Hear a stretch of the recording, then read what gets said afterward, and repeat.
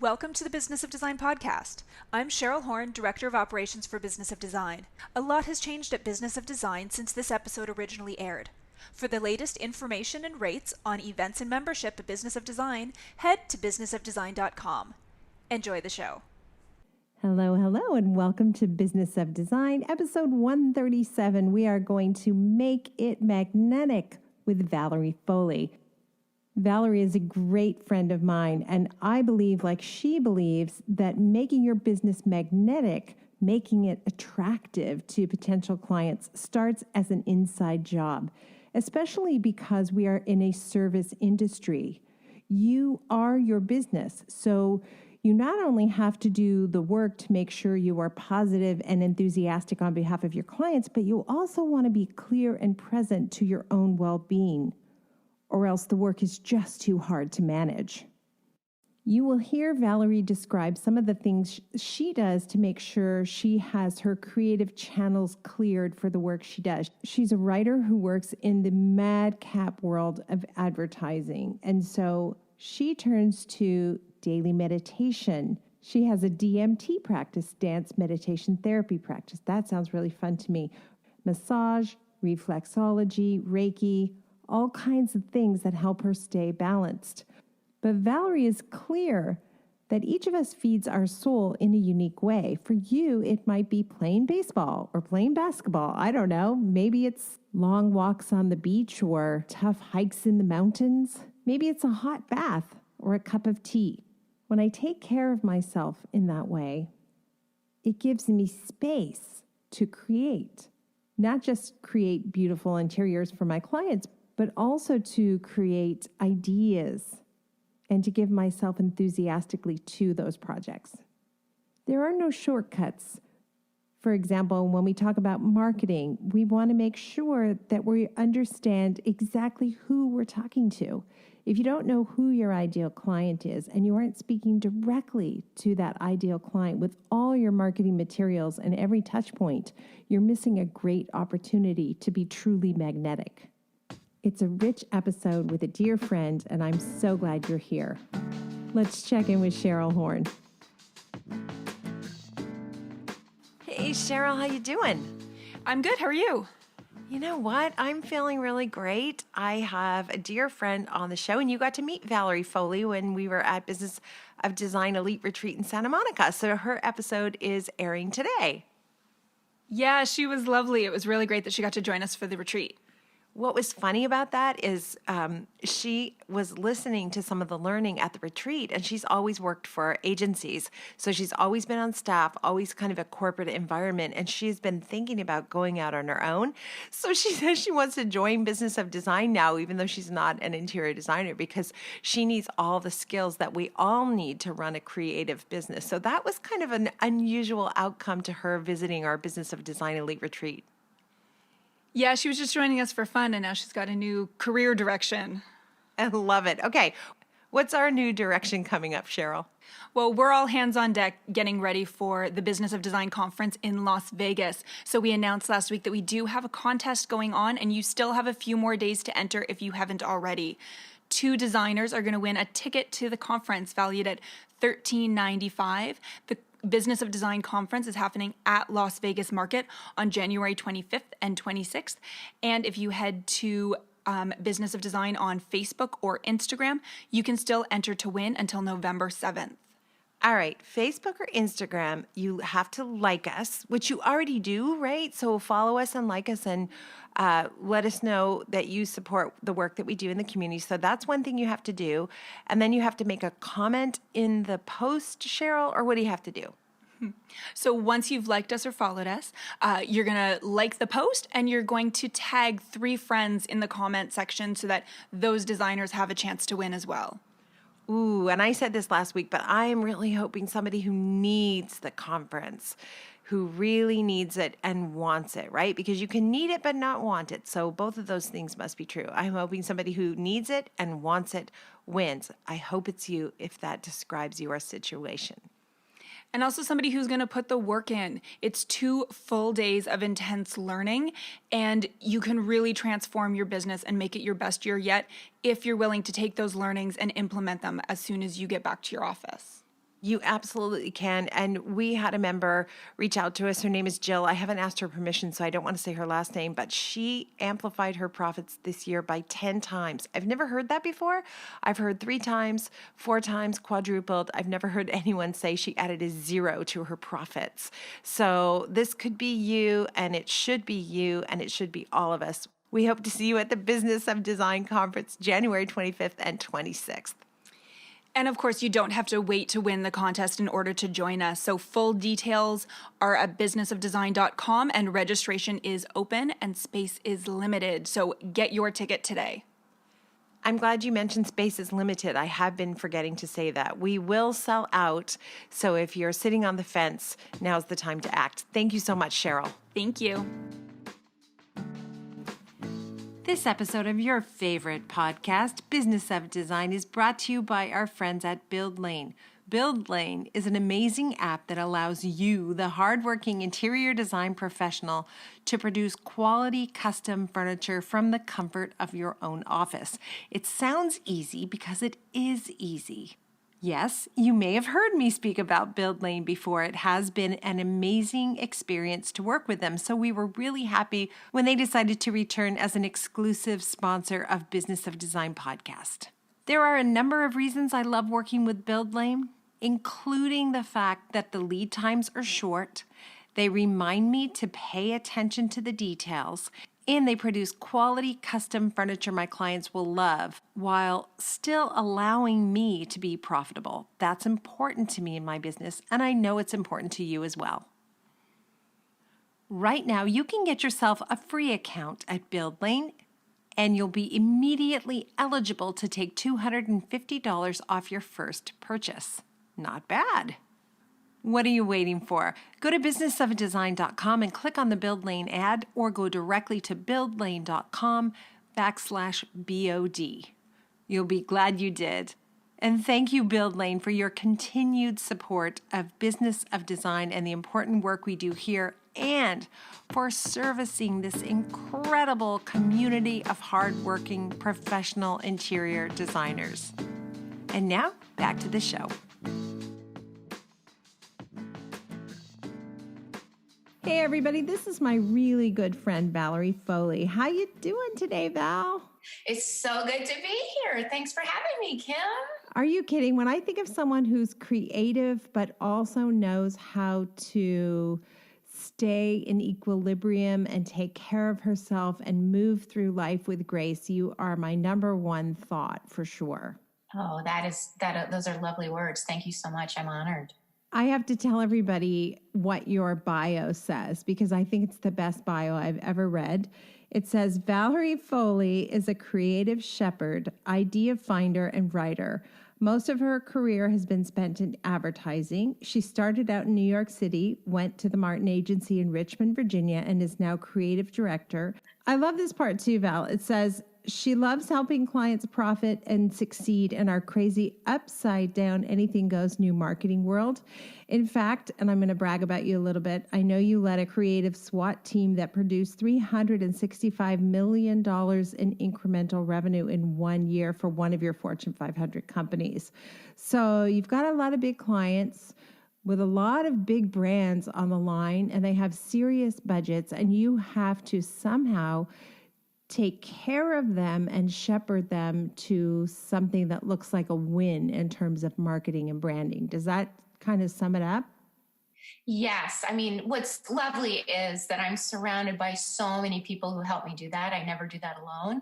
I've worked with so many incredibly talented writers and art directors and executive creative directors and account people and producers. And so we never do this alone. But yes, that's a challenge, is to help people carve out a marketing position and make some money, because that's the end game, right? You want to get your name out there, be noticed, and be profitable.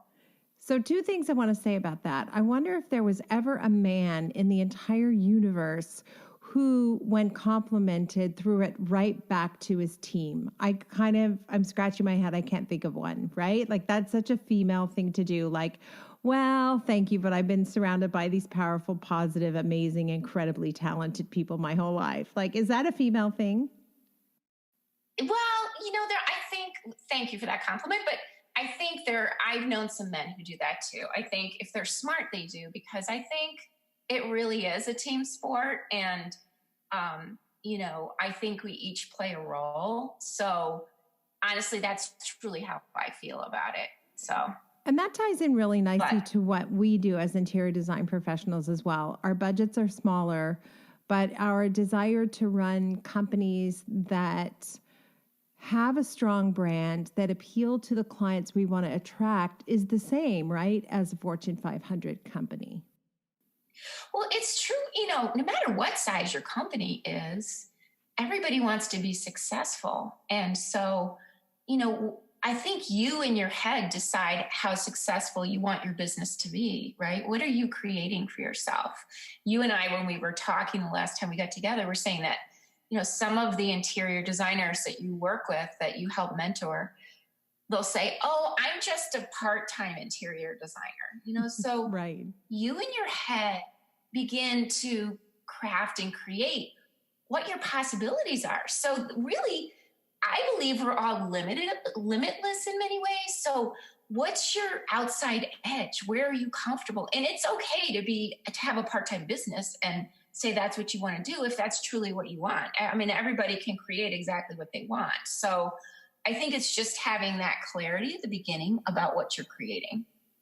How do we ever get that message into our bones that you can actually craft and create and shape your destiny by thinking about it in advance and determining where those outer edges are? I like how you put that. But how do you go from, gee, I don't know everything and maybe I have a lack of confidence, to putting that powerful messaging together so that you can absorb it?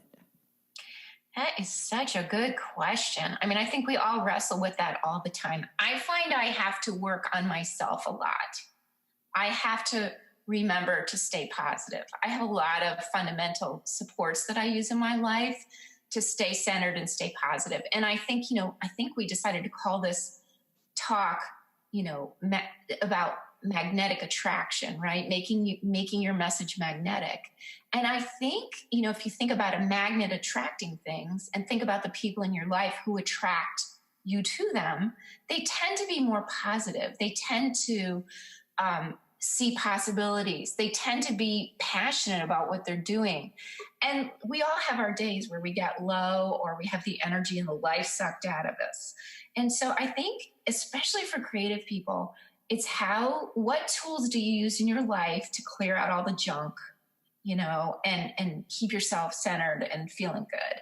For me, I have to do a lot of things. I do, I meditate. I try to meditate every day. And I learned that from a lovely lady who taught me heart-based yoga. And she described it as, when you first start meditating, it's going to take a while to kind of get centered, to get the hang of it, because you've got a lot of garbage bags stored in this tall skyscraper, and you're really clearing out all the garbage bags.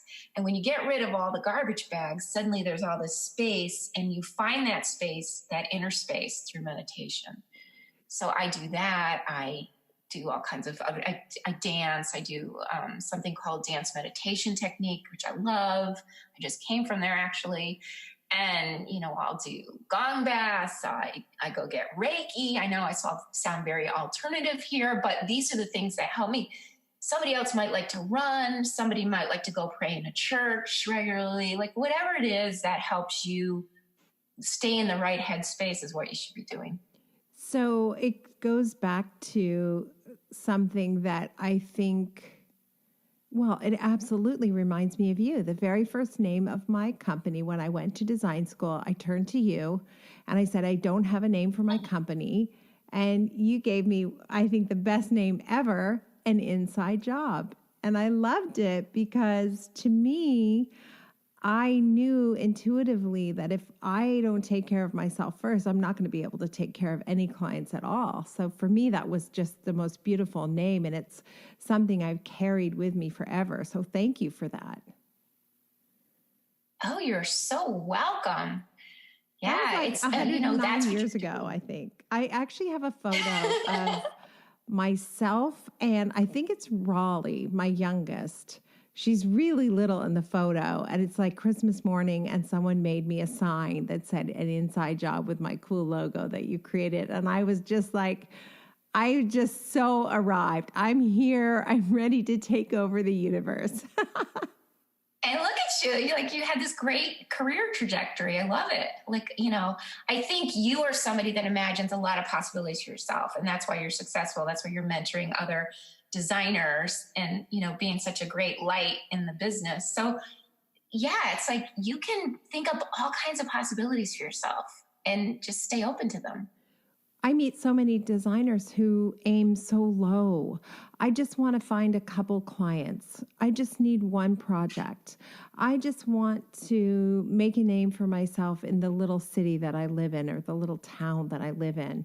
I just want to make the next client happy. Like, nothing's wrong with any of those goals. They're fantastic goals. But I think what I'm hearing you say is there's space for us to ask for a lot more. Right. I think the hard part is sitting yourself down and asking yourself the questions. What do I want? What do I want to create? What am I good at? What am I passionate about? What have people given me feedback on where they've said to me, you're such a good blank, whether it's you're so good with color, I love what you guys do because I'm in awe of what you do because you are helping people create their most sacred spaces. I think home is a sacred space. All these events in everybody's lives get played out in this backdrop, and you can create it to be however you want it to be. But in the same way you ask your clients really smart questions, because when you and I got together, I was talking about my bathroom and redoing my bathroom. And you said, what do you want the feeling to be? So again, that's going back inside. The end product is asking the questions up front about what you're creating. So as you're thinking about creating a business for yourself, you do have to ask some of those questions, How big do I want to be? Who do I want to work with? What am I excited about? Somebody was talking about expanding and contracting. Where do I feel when I walk in a room, I'm expanding, even physically, right? You can feel your shoulders open up and your chin's a little higher. Where are those spaces where you're contracting? Where you're actually physically, you can kind of feel your shoulders rolling forward, and then you can kind of figure out where your energy lies. You can find out where your skills lie and where your excitement lies. And that's what you lean into. I love that. I also want to touch on this idea that home is a sacred space, because one of the things that it was really hard to drum into my head is the work that I do is important. It felt like the work that I did was fun when I first started. It felt like the work that I did was beneficial to some people. But I wonder how different your business might be if you began to think of the homes and the offices, the landscaping projects as being sacred spaces, and you're invited to consult on these sacred spaces for clients. I wonder how you would approach everything you do. I love that. It's like, I know there's a difference, and I don't know quite as much about your field, but I have a few friends who are interior designers, but some people call themselves decorators and some people call themselves interior designers. And I know there's degrees for interior design, but even those two phrases are very different if you think about it. Decoration feels like the last little flourishes you might put on the top of a cake. And interior design, we're talking about an inside job and thinking about what you want from the inside out. It is interior design. And these spaces that we're talking about in terms of creating sacred spaces, that sort of leans into that interior design phrase a little more to me. If I think about being magnetic, wouldn't I automatically be more magnetic to my clients if I thought of those projects as sacred projects? And if I valued the work that I do as something more than just superficial? Yes. Yeah, I think people feel it. I think people feel what you're thinking. Wow. So you just think energetically, whatever internal messaging I have going on is being broadcasted somehow to the people around me. I believe it is. Yes. You walk into certain spaces, you feel better. You with certain people, you feel better. And I believe it's because they're sending out good messages. So then this idea, going back to what you started with, which is you take care of yourself via meditation, via dance, meditation therapy, gong baths, whatever it takes, we are obligated to do that for ourselves if we intend to give our clients our best efforts and our best energy. Yes. And you can run, you can, like I said, go to a church, you can go to a museum, you can be out in nature and go walk through a forest. All those things, and any of those things that do that for you are people, you'll feel better. And when you feel better, everybody else feels better. So I certainly remember a time in my life, a very long period in my life, where I knew that I needed to do those kinds of things. But I was so overwhelmed and strapped for time. And those are the exact things I put off and I put off and I put off. So what would you say to somebody who's earlier on the path, who keeps pushing those things away? How would you instruct that person to stop and make sure they incorporate those things into their lives? So, I remember being very hands-on with a young son. I think that you could take your kid with you to the forest and play. You can do some of those things with others. The other thing I found out for myself is when I think I'm saving time by not meditating in the morning, I've tested this. As a creative person, when I go through my day, I'm less efficient. So when I meditate, David Lynch talked about meditation a lot, and he said that before he learned about it, he was fishing and catching fish, but at the top of the ocean. But when you learn to meditate, the line goes deeper and you're catching bigger fish further down. And I believe that what happens is, as a creative person, those connections you want to make, the inspiration that you want to do, connects with your brain, and you're able to increase your output. It actually saves you time. Investing in your own self helps me, and I believe others would find the same thing, make those creative connections faster. Suddenly, the woman who taught me to meditate said, suddenly the person you need to talk to is just going to kind of appear and you'll have a hallway conversation. So I find more synchronicity, and I find my creative work, because I'm refreshed, the work is better and it's faster when I'm doing it. Oh, wow. Okay, so two things. Somebody once told me that meditation could be reading baseball stats if you are totally absorbed and into reading baseball stats. So for those of you who have the eye roll thing going on because we're talking about meditation, I get it. But you can meditate by being completely and totally absorbed in a decorating magazine or in a great book, or, playing golf. You could be completely and totally absorbed and take care of your soul, I guess, if you will, in that way. So that's one thing. And then the other thing is, like, how crazy Val and I were hanging out. Val lives in Michigan. We were hanging out a couple weeks ago. I was sharing with you about this beautiful home I got to go visit in Venice Beach, California. I was telling you a little bit about the house. I was telling you how they had chickens. They're just the coolest couple ever. He does this, she does that. And you turn around and say, oh my gosh, is that Helen so-and-so? And that blew my mind. So you went to university with Helen. You guys danced together. I met her in California, had nothing to do with you. And then we just got together for a weekend and boom, she's back in your life. I love it. Yeah, that kind of stuff just will weirdly happen, but it's magic, right? When that does. Incredible. Yeah. Okay. So one of the things that I wish I had done when I was younger is to carve out more sacred time for myself. I always told myself the lie that as soon as I finished this task, I would then go do the nice thing for myself. But when that task finished, there was another one to take its place, and then there was another, and then there was another. And so it became like, I will start exercising after Christmas, or I will go to yoga once this project is finished. And years went by. So if you can do whatever it takes now to stop lying to yourself and carve out some space so you can recharge your battery, I think that will push you forward in your business in a way that overworking yourself never will. Totally agree. What about that designer who doesn't have enough customers? Maybe she's new to the business. Maybe she's moved to a new town. Maybe he's changed his niche or his niche. What can that person who's listening do to become more magnetic and attract the next client? Okay, that's a great question. So, if we're just talking marketing right now, I feel like, there's this guy named Simon Sinek who wrote a book, and he was talking about, we spent a lot of time talking about what we do, so it'd be like, I'm an interior designer.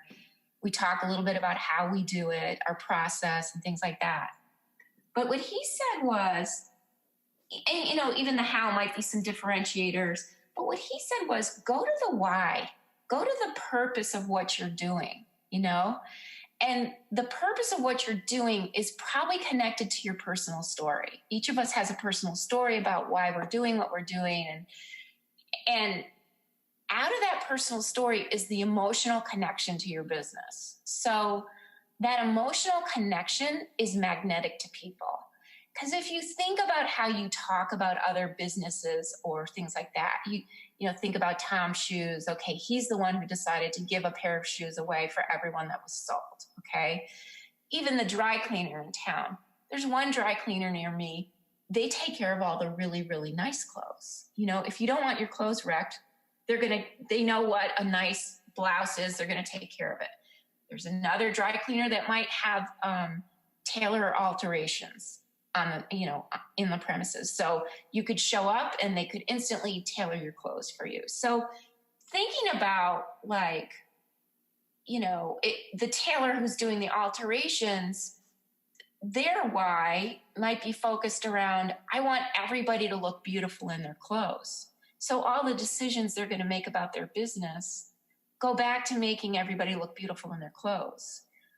So it includes other things besides just cleaning the garments. So I think if you're thinking about your business that way, it helps you have a story. It helps you connect to that emotional piece of it. You think about the difference between Target and Walmart.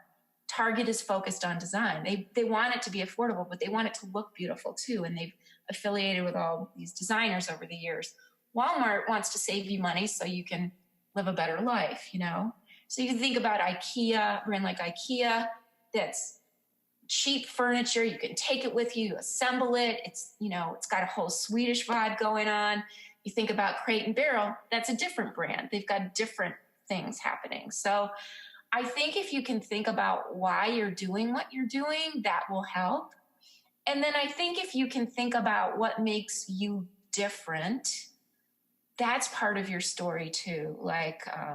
You and I were talking and you said your point of difference is that you're known for bringing things in on time and on budget. That's a great thing because that addresses a lot of fears that people have. They're everywhere. We read them about contractors and interior designers.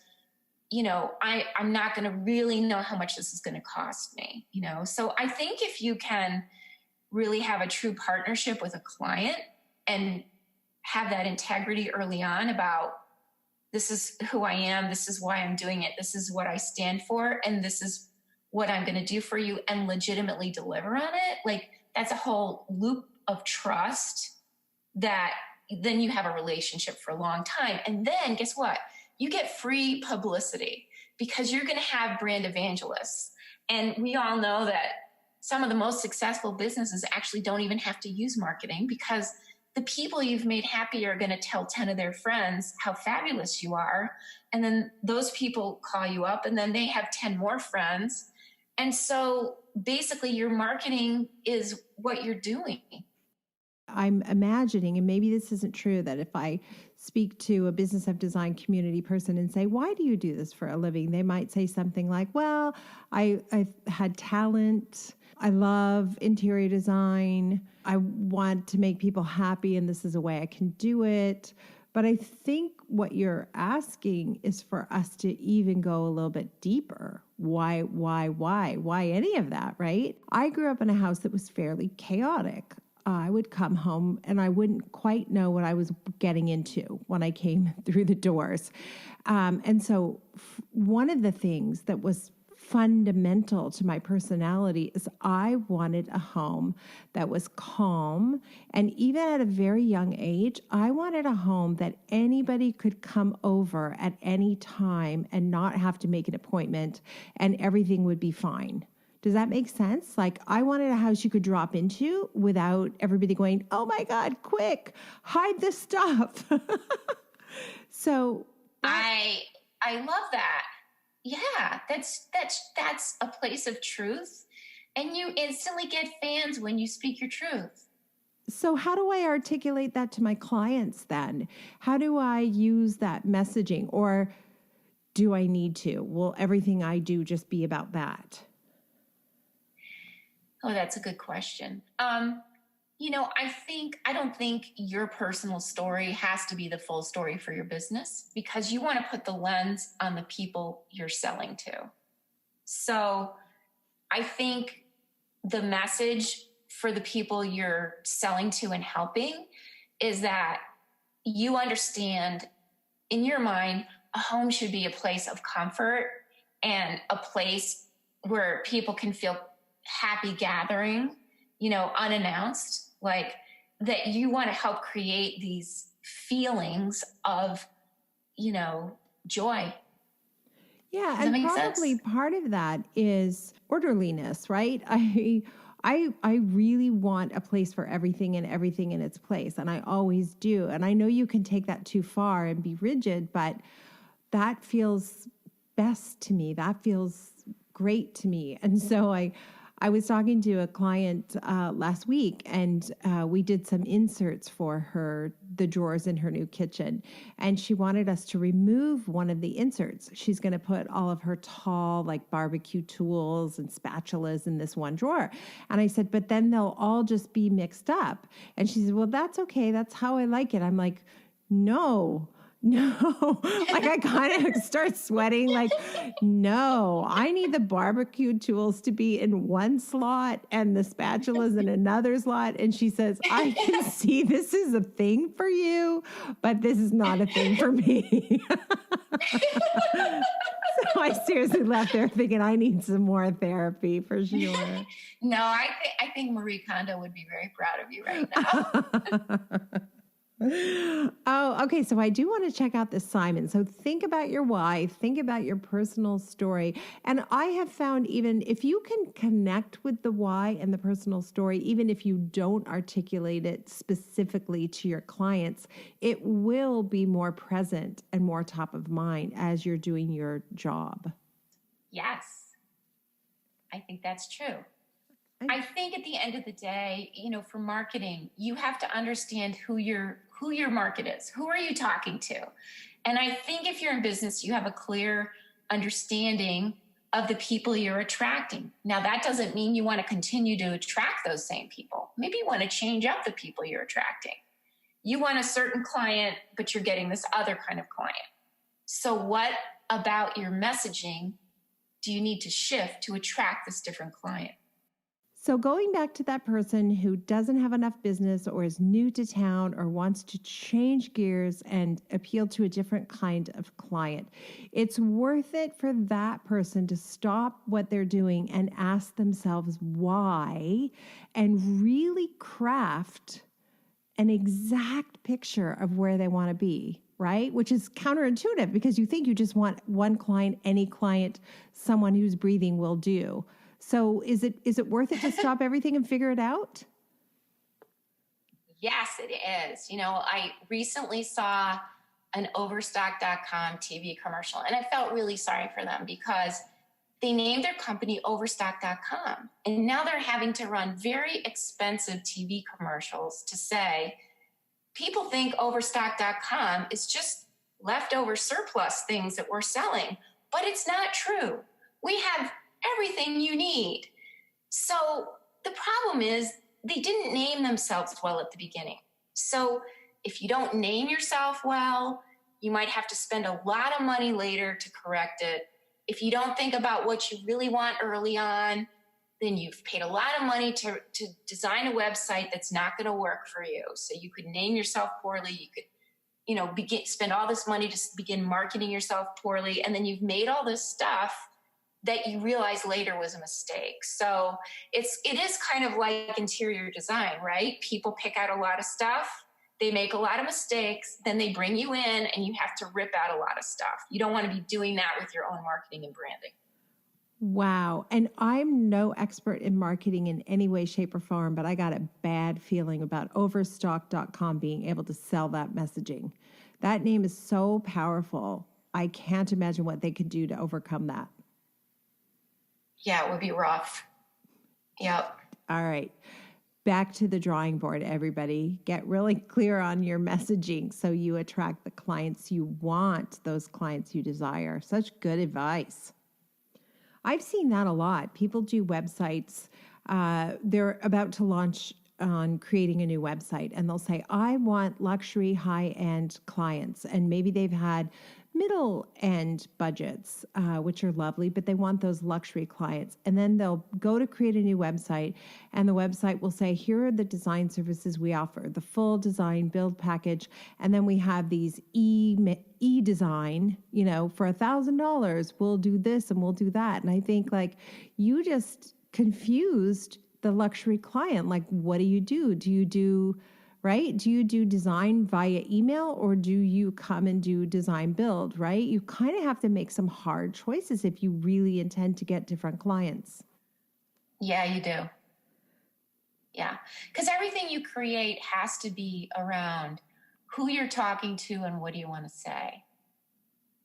And if you can answer, if people are clear on those two things for me, I can help them build whatever they need to build. But you're right. If you're talking to a luxury client, it's different than talking to somebody who really needs to change up what they have and can't afford to spend a lot of money. And both clients are awesome. It's who do you want to work with? Right. Right. And which one feels like the right space for you to be in, right? If you're really not comfortable in one market or the other, it's a hard transition to force yourself to be something that you don't think you are. That's right. You have to, I think, you have to have some truth to what your message is. If there's no truth, there's no integrity and there's no authenticity. And then you have to fake your way into stuff. And that's not a good place to be in because everybody knows when you're faking your way into stuff. So again, being genuine, being honest, knowing where your skill sets are, and you probably have some good fans out there who could give you some great feedback. I'm working with a friend now to help her with a project, and she knows who her clients are. They're middle-aged women, and they're often a little bit shy. So those two pieces of information help me with her messaging. Ooh, interesting. You always have the coolest clients and client stories happening. And ultimately, we are all trying to sell something. So for those of us who always felt, and I certainly used to feel that I was not good at selling, I do feel like I'm way better at it now. But how can we make our offer of purchasing something to clients more magnetic? How does it translate there? So I think, part of this is you guys, you're talking face to face to everybody all the time, and you're creating a blueprint for what you're going to do for them. You have the advantage of a lot of FaceTime with a client. And so I think you can do a lot of educating that would feel very genuine. I often find times when a client wants to do something, I'll offer them what they think they want, and I'll offer them an alternative. And I'll say, you can for sure do this. You can also do this. And here's the advantage of each one. You could buy this, in the case of a designer, maybe you could buy this cheaper sofa. It's probably going to last you 4 or 5 years. You can buy this other one and it'll probably last you 15 years. So it's a matter of, helping them understand what they're giving up or what they're getting, And then if you guys, I remember I'm not going to pretend to be an interior designer, but some people have certain things that they know are good. Like I remember reading one woman always put something black in a room because she feels like it sort of grounds the room. So there may be other things that you totally believe, like having something handmade in every room makes it feel like a real room versus like you just ran out to some store and bought a lot of stuff that isn't really personal stuff, you know? So if you can help educate them, I think you'll be able to upsell or cross-sell in a way that doesn't feel like they're being sold. And then have confidence that your suggestion is the right suggestion. And maybe that just takes time. I definitely did not feel confident when I first started this business. But once I got systems and strategies in place, then I felt like I had the bandwidth to really be comfortable and make a case for the things I wanted clients to buy. You know, yes, this is expensive, but here's why you should do it. And it feels good. It feels really good when you convince a client to do something like that. And I've never once had a client say, I am so sorry you had me spend money on that thing. That has never happened in my entire career. In fact, sometimes the things that are really expensive are the things that clients talk about forever, about how much they love and appreciate that item. Yeah, that's great. I mean, I think if you're honest too, you can say, hey, I'd spend the money here, but you could save on the money here, you know, so they don't feel like they're being oversold. You're being honest and you're being genuine about some of the stuff. Absolutely. So, Val, we like to end every episode with something we call design intervention. It's just really smart business advice, something someone taught you. It does not have to be related to the topic. Just invaluable advice from one rockin' female entrepreneur to another rockin' entrepreneur of whatever sex is listening. I love that. So I think the more you can differentiate yourself, the better. So for instance, you know, we touched on a little bit, you're known for bringing things in on time and on budget. Small businesses that make themselves different in some way, they're more successful. They just are, you know, because you're not the one that's doing everything. So, you know, like when I was having my kitchen redesigned, I talked to a friend, she said, oh, this person is the kitchen designer. So of course that's who I'm going to use. You know, somebody else is the bathroom designer. Somebody else is the green designer. Somebody else may know more about smart homes. And I just saw that, you know, Vern Yip is doing a talk in Virginia on how to make your home more dog friendly. So I think, you know, these personal passions that you have could be a way in. It's not saying that every home you're going to design is going to be dog friendly, but it's a foot in the door, and then you can open yourself up to other things. You know, because I worked with this kitchen designer, he might have given me some great advice for my living room too, and I would have taken it and paid him for it, you know, so. That is so funny. I was having a conversation with another friend, similar age to me, and I was, you know, complaining about my neck. Like I just think about getting my neck lifted pretty much every day.